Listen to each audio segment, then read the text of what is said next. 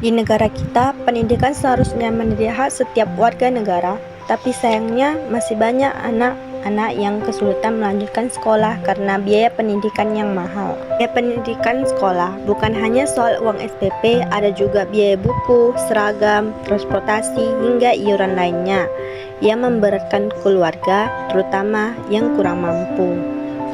Akibatnya, tidak sedikit siswa terpaksa putus sekolah, bekerja di usia muda, atau tidak bisa melanjutkan pendidikan ke jenjang yang lebih tinggi. Kenapa masalah ini bisa terjadi?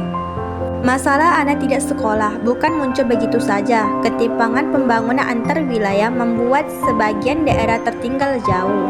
Di sana, belum ada jalan yang layak sehingga kendaraan sulit didapat. Karena sekolah bisa berjarak belasan kilometer untuk anak-anak bersekolah. Banyak orang tua sendiri belum pernah bersekolah, sehingga mereka menganggap anak bantu cari uang lebih penting daripada belajarnya. Di saat yang sama, guru pun enggan ditempatkan di daerah terpencil, sehingga anak-anak kehilangan hak yang seharusnya mereka miliki. Inilah realita yang jarang kita lihat.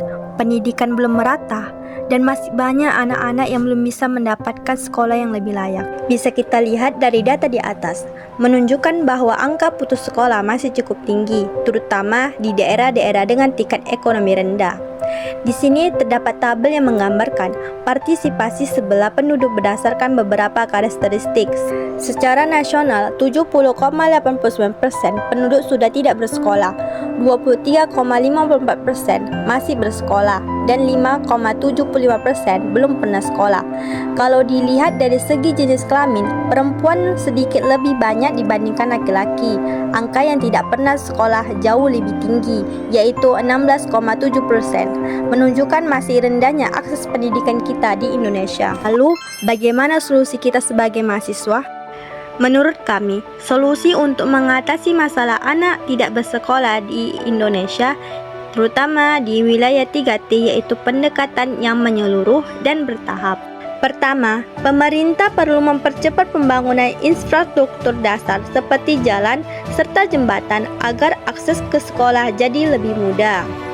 Yang kedua, edukasi kepada guru, berikan insentif yang layak untuk guru yang bersedia mengajar di daerah terpencil, misalnya tunjangan khusus, fasilitas tempat tinggal, atau jalur percepat karir. Ketiga, edukasi kepada orang tua, itu sangatlah penting, karena agar mereka paham bahwa pendidikan bisa membuka peluang lebih besar untuk masa depan anak-anak mereka.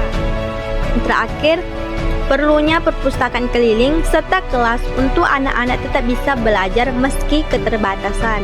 Jadi, bukan hanya satu pihak yang bergerak, tapi semua harus saling mendukung supaya hak anak-anak atas pendidikan benar-benar bisa merata.